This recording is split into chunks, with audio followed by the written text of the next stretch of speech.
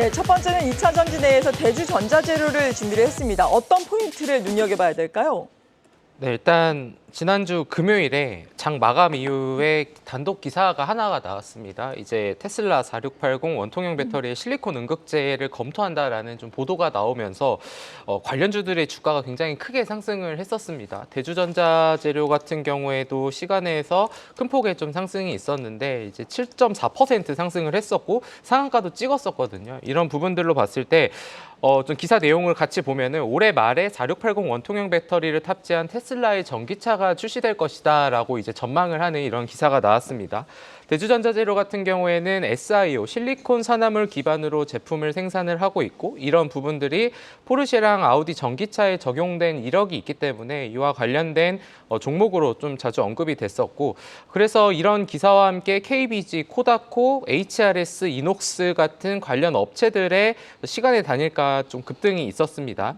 단독 기사라는 이런 부분에서는 이제 모니터링이 좀 필요하겠지만 원통형 배터리 소식이 투심에 분명히 일단 긍정적으로 적용될 거다라는 부분에서는 좀 긍정적으로 좀 보셔도 좋을 것 같고 그리고 또 하나 이제 기사를 같이 한번 보게 되면은 응급제가 19조 원에 다는 이런 시장이다. 그래서 한국과 중국과 일본이 증설을 하고 연구 개발에 본격화가 된다라는 것도 이제 오늘 새벽에 또 나온 기사가 하나 있습니다. 그래서 뭐 포스코 퓨처엠이나 뭐 세계 응급제 시장을 지금 중국과 일본이 주도한다라는 얘기들이 있었는데 뭐 어찌됐든 말씀해주신 것처럼 간밤에 미국 증시에서 애플과 이런 경제 지표를 긍정적으로 해석하면서 미국 증시가 나스닥은 2% 이상 상승을 했었는데 네.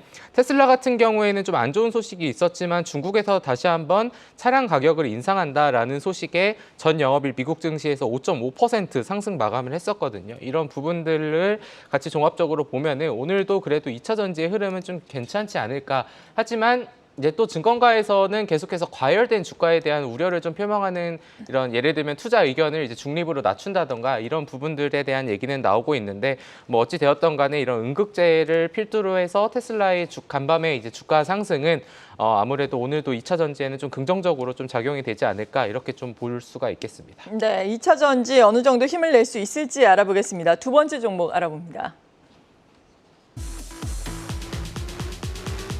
두 번째도 2차 전지 내에서 SKI 테크놀로지를 준비를 했습니다. SKI 테크놀로지 아직 실적이 그렇게 나와주는 회사는 아니지만 그래도 IRA에 힘입어서 점유율 확대가 될 것이다라는 긍정적인 내용의 리포트들 많이 나오고 있거든요. 기관의 순매수도 최근에는 꾸준하게 들어오고 있습니다. 투자 포인트 알아볼까요?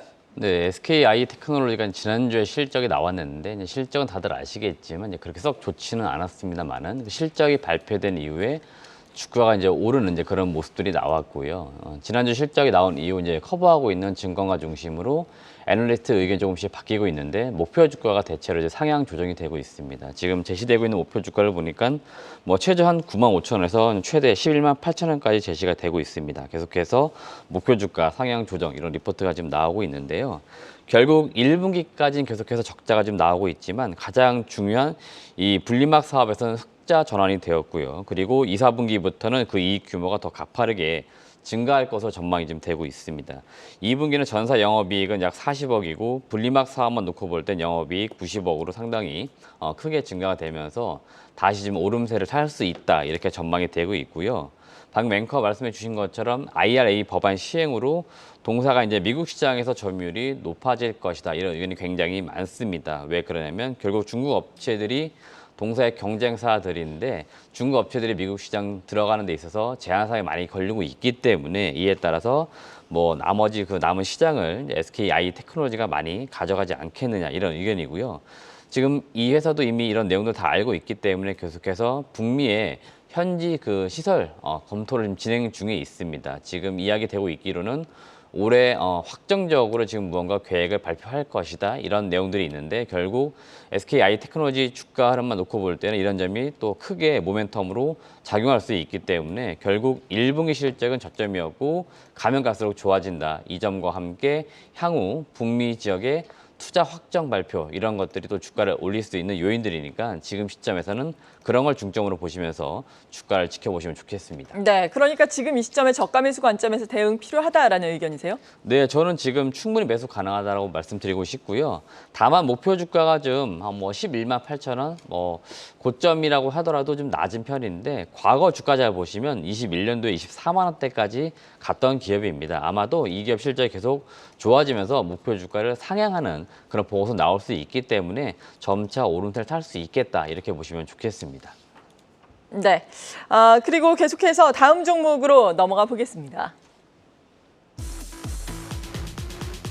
다음은 바이오 내에서 SK 바이오사이언스를 준비를 했습니다. 사실 지난 목요일 개장 전에 SK 바이오사이언스의 실적과 함께 투자 의견을 드렸었는데 실적은 여전히 좋지 않습니다. 하지만 CDMO가 재평가되어야 한다라는 증권사의 긍정적인 리포트를 많이 나오면서 저희도 긍정적인 의견을 드렸거든요.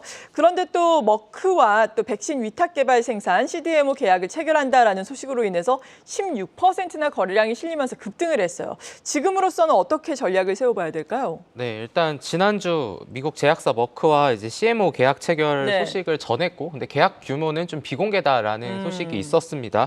당일 주가는 16% 정도 급등을 했는데 동사가 그거에 대한 단일 판매 공급 계약을 공시를 하지 않아서 좀 말이 좀 있었습니다. 이거를 왜 이렇게 중요한 걸 왜 공시를 하지 않냐라는 의견도 있었고, 근데 이제 거래소나 이런 데에서는 이게 구체적으로 이제 금액이나 수량이 모두 다 명시가 돼 있지 않기 때문에 이거를 뭔가 그렇게 계약을 이제 공시를 하기에는 약간 MOU 수준이지 않냐 이런 좀 이야기들이 좀 많았던 것 같습니다. 결론적으로는 뭐 그거에 대한 공시는 지금 나오지 않은 것으로 지금 확인이 되고 있는 그러한 상황이고, 그래서 이런 부분과 함께 어쨌든 봐야 되는 거는 엔데믹 이후에 첫 사업 성과를 거뒀었고 올해 실적이 일단 뭐 예상치는 컨센 같은 경우에는 좀 적자가 예상된다라는 얘기들이 많이 나오고 있지만 어쨌든 저점에서 이러한 소식들은 분명히 주가에는 긍정적인 영향을 당연히 미치는 부분이 있습니다.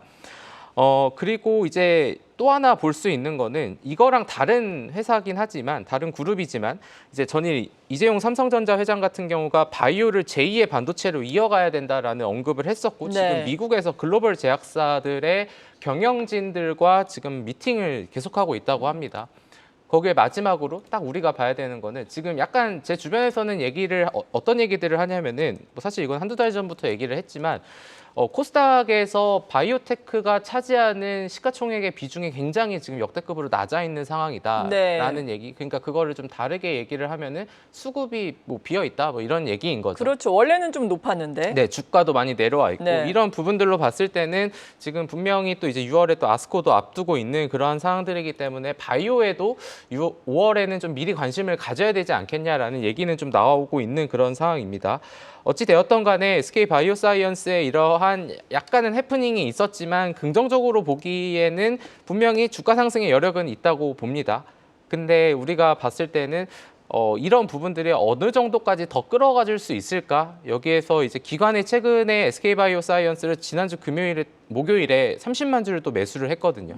개인 투자자분들이 60만 주를 매도하고 외국인하고 기관이 그걸 30만 주씩 매수를 하면서 좀 주가를 끌어올렸는데 약간은 조금의 시간은 필요할 것 같지만 어쨌든 대형 제약사와의 이런 CDMO, 향후 CDMO 같은 경우에는 뭐 삼성 바이오로직스나 이런 쪽에서도 굉장히 밀고 있는 차세대 쪽이기 때문에 좀 긍정적으로는 볼 수는 있겠으나 바이오를 예상하는 거는 더더군다나 좀 쉽지는 않고 이런 이제 오히려 실적이 꺾여 있는 상황에서 어떻게 회사가 이러한 부분을 타개해 나갈지는 계속적인 모니터링이 필요하지 않을까 이렇게 좀 말씀을 드리도록 하겠습니다. 그러니까 아주 적극적인 바이오에 대한 접근은 아직까지는 투자 심리 측면에서 어렵다라고 보시는 거예요?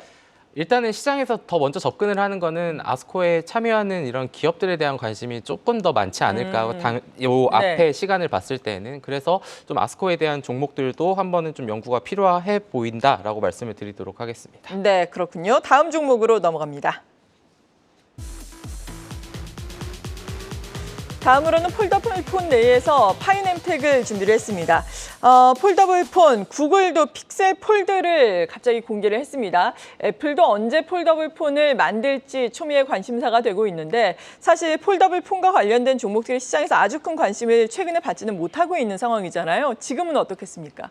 일단 제가 이제 주말간에 뉴스를 많이 검색해봤는데 이제 스마트폰 또는 폴더블 스마트폰 관련된 뉴스가 지금 상당히 많이 나오고 있기 때문에 지금 이제 이번 주 그다음 뭐 이번 주면 거의 마무리 되겠죠. 1분기 실적이 마무리되면 다시 이제 모멘텀 구간으로 들어가야 되는데 지금으로 봐서는 제가 볼 때 한 5월달, 6월달, 7월달까지 봤을 때는 폴더블 스마트폰 관련돼서 관심도가 높아질 가능성이 있기 때문에 지금부터 일단 관심 두시면 좋겠다는 얘기를 먼저 드리는 거고 대표적으로 파이넴텍, KH바텍, 세경하이테크 이런 기업들이 아마 주목을 받을 거다 이런 얘기를 먼저 드립니다. 그럼 왜 주목을 받냐면은 지금 삼성전자의 폴더블 스마트폰 조기 출시 이야기 계속 이야기가 되고 있습니다. 구체적으로 7월 25일이나 27일 그 사이에 뭐 출시가 된다 이렇게 구체적으로 날짜까지 언급한 기사까지도 지금 나오고 있어요. 그만큼 조기 출시설 이야기가 나오고 있는 이유가 뭐냐면은 후발 주자들하고 지금 이 격차가 많이 좁혀져 있고요. 그리고 반도체 부분 이익이 안 좋다 보니까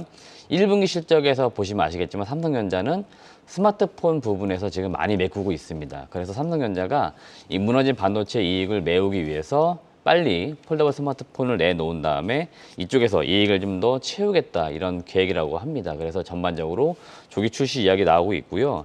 지금 1사분기 그 데이터가 나왔는데 중국 시장에서 스마트폰 점유율이 삼성전자가 지금 밀렸습니다. 3위까지 밀려 있어요. 지금 보니까 오포, 하웨이 밀려서 3위를 기록을 하고 있기 때문에 삼성도 아마 이런 상황들을 잘 알고 있을 겁니다. 그러면 결국 다시 올라서기 위해서는 신제품이 나와야 될 것으로 보이고 방금 앵커 말씀해 주셨는데 구글도 이제 픽셀 폴드라고 해서 자사 트위터에 한 8초 정도 영상 공개를 했습니다. 그러다 보니까 이런 이제 기대감들도 나올 거고 결국 경쟁자들이 계속 등장을 하는 거죠. 그리고 애플은 사실은 언제 나올지 모르겠지만 제가 지금 추정하고 있기로는 애플이 폴더블 폰이 아니고 폴더블 태블릿 PC를 먼저 내놓을 가능성도 있습니다. 그래서 우리가 단순히 폴더블 폰이 아니고 좀 더 큰 사이즈인 태블릿 PC 버전까지 나올 수 있다는 점들을 감안해 보았을 때는 관련된 부품 업체들이 다 같이 수혜를 볼 수 있으니까 주목해보자 이런 말씀 드리는 거고 파이넴텍 같은 경우 사실은 내장 힌지라고 하는 가장 핵심을 공급하는 업체이고 뭐 올해 이익이 상당히 크게 증가될 것으로 예상되다 보니까 그런 차원에서 주목해보자 말씀드립니다. 네, 폴더블 폴과 관련해서 이제 서서히 주목을 해보자라고 대표적인 종목들 말씀해 주셨습니다.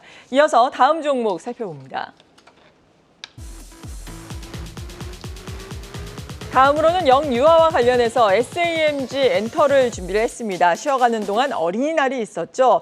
SAMG 엔터라고 한다면 티니핑의 인기로 인해서 1월에 사실 주가가 상당히 좋았잖아요. 하지만 2월에 고점을 찍고 지금은 주가가 상당 부분 조정을 받은 상황인데 다시 한번 이 모멘텀을 얻고 갈 수 있을까요? 일단은 뭐 올랐을 때 네. 보는 것보다 이렇게 그래도 하락했을 때 보이는 게 거의 고점 대비 50% 정도 하락을 해 있으니까 그렇죠. 한번 살펴보면 좋을 것 같은데 어제 한국경제 쪽에서 이제 기사가 하나 나왔는데 레고도 제쳤다. 이제 올해 어린이날 선물은 티니핑이 대세다라는 오. 기사가 나왔었거든요. 네. 그리고 이제 어린이날 같은 경우에도 이제 뭐 비도 많이 왔고 그래서 그렇죠. 이제 뭐 선물이 많이 이제 해주시지 않았을까라는 생각을 하는데 어린이날 이제 11번가 기준으로 이제 캐치 티니핑이 이제 2위를 차지했다고 분석을 했습니다. 이 회사 같은 경우에는 지난해 12월 상장을 했었고 미니 특공대나 뭐 캐치티니핑, 슈퍼다이노 이러한 IP를 갖고 있는 회사고요. 올해 3월달에 이 회사가 증권사에서 컵데이를 했을 때 좀 참여를 해서 관련된 내용을 회사한테 들었는데 이 회사가 정말 약간은 좀 원대한 꿈을 좀 갖고 있습니다. 그래요? 어떤 원대한 꿈을 가지고 있는데요? 2022년에 매출액이 683억 원이었는데 네. 우리는 정말 장기적으로 매출이 1조 원을 볼 것이다라고 원대하네요. 네, 이제 얘기를 네. 했었거든요. 이게 이 회사가 또 이런 부분들, 이런 IP를 통해서 이제 부가적인 것들을 창출을 하고 그리고 중국 시장에서도 지금 직접 유통을 하겠다. 유통을 통해서 마진을 개선하겠다. 그리고 하반기에 2,800평 규모로 실내 테마파크를 이제 서울대공원 쪽 이쪽에 이제 테마파크를 열 것이다라고 네. 지금 준비를 하고 있는 것으로 알고 있거든요.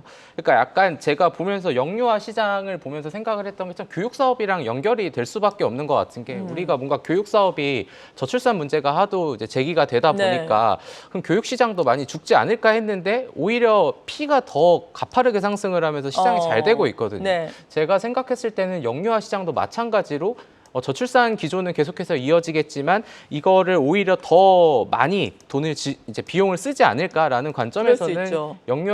이런 관련 회사도 좀 좋을 것 같고 그리고 꿈비라는 이런 회사 같은 경우에도 신규 상장주도 원래 상장을 할 때는 시가총액이 400억 원이 안 됐었는데 지금 1000억 원이 넘거든요. 그만큼 지금 시장에서도 관심이 있는데 이제 2차 전지나 이런 쪽에 관심이 더 많다 보니까 지금은 잠시 시장에서의 관심도는 좀 떨어진 상황이다. 하지만 중장기적인 관점에서는 뭐 영유아 시장이 결코 저출산으로 인해서 피해를 보는 이런 데가 아니라 오히려 더 성장을 할 수 있는 섹터가 아닐까라는 부분에서는 뭐 SAMG 엔터뿐만이 아니라 이런 꿈비 같은 회사도 물론 이제 상장한 지 얼마 안 됐기 때문에 오버행이나 이런 부분들은 다 각각의 체크를 해봐야겠지만 어쨌든 긍정적인 부분으로 해석을 할 수 있겠다 이렇게 좀 말씀을 드리도록 하겠습니다. 네, 중장기적으로 영유아와 관련된 부분들 살펴보자라고 말씀해 주셨고 마지막 관심주 살펴봅니다. 마지막으로는 화장품 내에서 네오팜을 준비를 했습니다. 네오팜이 또 실적을 발표를 했어요. 견조한 실적이었는데 견조한 실적 대비해서 너무나 기업 가치는 낮게 평가가 되고 있다라는 긍정적인 리포트가 오늘 하단증권에서 나왔거든요. 자세하게 살펴볼까요? 네, 일단 그 1분기 실적이 얼마가 나왔냐면 네. 매출액 235억에 영업이익 70억, 당기순이익 68억이 나왔습니다. 매출액은 이제 전년 대비했을 때 5.5% 정도 증가한 수치인데 영업이익이 11% 이상, 당기순이익은 38% 이상 크게 증가한 수치가 나왔습니다. 그만큼 지금 영업이익단에서 상당히 잘 나왔다라고 보시면 되겠고요. 동사는 보니까 화장품 중에서도 뭐 아기 쪽이나 또는 20, 30대 여성 등 약간 니치 마켓을 대상으로 해서 브랜딩하면서 제품을 많이 팔고 있고 수익성이 상당히 좋았습니다. 연간으로 볼 때 지난 한 3년 동안 영업이익이 매년 200억대 이상 나오고 있는데 시총이 한 1,400억대입니다. 밸류에이션 살짝 계산해 보시면은 한 PER 기준 한 6배, 7배 거래가 되고 있는 거죠. 그만큼 지금 수익성 좋은데 뭐 주가가 낮다 이렇게 볼 수 있겠고요. 이런 기업들 주가가 낮을 때 통상 성장성이 떨어지기 때문에 그런데 지금 성장성이 제가 볼 때 떨어지거나 그렇지도 않아요. 지금 해외 시장 공략을 하고 있는데 주로 일단은 일본, 그 다음에 중국, 미국을 중심으로 뭔가 확장하려는 움직임은 분명히 있습니다. 그렇기 때문에 제가 볼 때 동사 기업 가치가 좀 더 올라와야 되는데 지금 전혀 그런 것도 반영이 안 되었기 때문에 아마도 실적 발표 이후 좀 주가가 오르지 않을까 좀 예상이 되고 있습니다. 네, 그렇군요. 네오팜 이에 따라서 기관이 또 요즘에 계속해서 순매수를 하고 있는데 저가 매수 관점 괜찮다라는 의견이신 거죠? 네, 저는 지금 저가 매수 충분히 가능한 종목이라고 생각하고 있습니다.